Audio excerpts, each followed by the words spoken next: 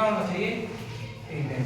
जैसे एक ले ली राशि a और दूसरी b, दोनों का अंतर कितना होना चाहिए -3x। ठीक है, पहला नियम क्या था कि जो ये राशि है इसके आगे वाला चिन्ह देंगे। ठीक है, चिन्ह अगर प्लस है तो इस राशि को जोड़ेंगे दो राशि में, जिनका योग क्या होना चाहिए ये राशि।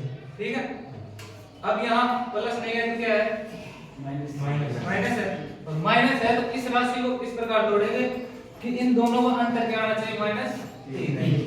ठीक है, अगली बात क्या बताएंगे, इन दोनों राशियों का गुणनफल क्या आना चाहिए, दो राशियों का गुणनफल क्या आना चाहिए, पहली राशि मल्टीप्लाई x स्क्वायर गुणा -10x।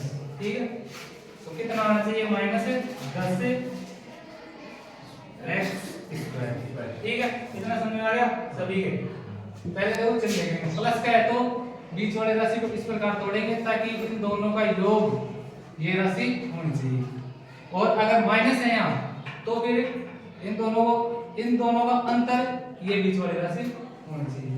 ठीक है, फिर उन दोनों राशियों का गुणनफल इन दोनों के बराबर होना चाहिए।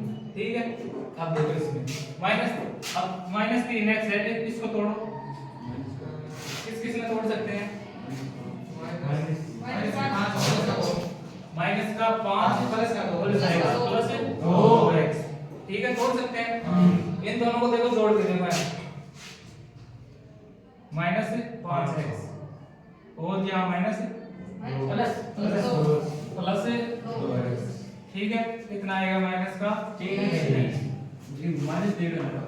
कौन सा, मैं ये अंतर बता रहा हूँ, दोनों का अंतर होना चाहिए, अंतर ही तो है दोनों का। यही माइनस यहाँ इसलिए लगाया कि दोनों का अंतर होना चाहिए। ये मान लो ये प्लस का, मान लो ये माइनस का होगा, अंतर ही तो होगा, इसमें कोई खास बात नहीं। ठीक है, अब इन दोनों राशियों का गुणनफल कर लो, -5x गुणा 2x, दोनों का गुणनफल करेंगे। पहले चिन्ह का चिन्ह से कर लो, ये कौन सा चिन्ह है माइनस, ये कौन सा है प्लस का, दोनों का गुणा करेंगे तो माइनस का गुणा प्लस से करेंगे तो माइनस। ठीक है, फिर 5 का गुणा 2 से, 5 गुणा 2 कितना हो गया 10, फिर x का गुणा x कितना हो जाएगा x स्क्वायर। अब देखो फिर इन दोनों राशियों को गुणा करो, -10 का x स्क्वायर से गुणा करेंगे कितना आएगा -10 स्क्वायर, और यहाँ कितना आ रहा है -2। इसका मतलब जो राशियां हम लोगों ने मानी है वो एकदम सही है। अब इसको आगे x स्क्वायर -3x की जगह रख देंगे ये -5x प्लस 2x -10। अब इन दोनों में देखो कुछ कॉमन आ रहा है क्या,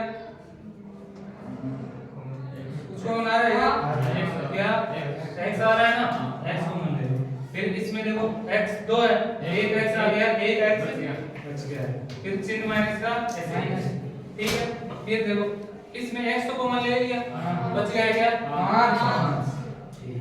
अब इसमें देखो यहाँ प्लस 2x है और यहाँ -10 कुछ कॉमन आ रहा है क्या में, दो कॉमन आ रहा है ना, तो ठीक है, प्लस का 2 कॉमन ले लिया, यहाँ क्या बच गया क्या बच गया x। ठीक है, और यहाँ क्या बच गया 5। अरे इस 10 को 2 गुणा 5 लिख सकते हैं ना, 2 गुणा 5 तो कॉमन कौन सा ले लिया 2, बच गया क्या 5, तो यहाँ क्या बचेगा -5। ठीक है, बराबर क्या चल रहा था 0, इसके बराबर भी 0। अब देखो इसको आगे कैसे लिख सकते हैं, x प्लस का 2 कोष्टक के बाहर वाली राशि एक साथ और अंदर वाली राशि एक साथ, बराबर में क्या चलता रहेगा इक्वल टू 0। ठीक है, अब देखो, अब मैंने कल आपको बताया था कि दो राशियां मल्टीप्लाई हो रही है, यहाँ दोनों राशियां ये और ये दोनों गुणा हो रही है, और गुणा होने के बाद क्या आ रहा है 0। इसका मतलब इन दोनों में से कोई एक 0 या तो ये 0 है या फिर ये 0 है, समझ गए।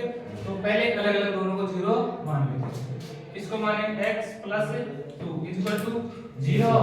अब क्या करेंगे, चर राशियां एक तरफ, चर राशि एक तरफ, इधर x और इस 2 पर क्या कर देंगे पक्षांतर कर दो पक्षांतर करेंगे तो x बराबर इधर प्लस का है उधर माइनस का 2 फिर कहने का मतलब x का 1 मान दो -2 ठीक है। अब इस दूसरी इसको रख देंगे 0 के बराबर x - 5 इक्वल टू 0। अब क्या कर देंगे चरराशि एक तरफ और चरराशि एक तरफ। x चरराशि है इस साइड रख देंगे। अच्छा राशि का पक्षांतरण दूसरी साइड कर देंगे 5 किसका है माइनस का पक्षांतरण करेंगे तो प्लस का तो ये x का दूसरा मान आ गया। तो ये इस समीकरण के दोनों मूल हैं। कहने का मतलब x की जगह -2 रखोगे नहीं यहाँ -2 रखोगे ये टोटल समीकरण क्या हो जाएगी फिर x की जगह 5 रखोगे तो भी टोटल समीकरण क्या हो जाएगी 0। ठीक है आ गया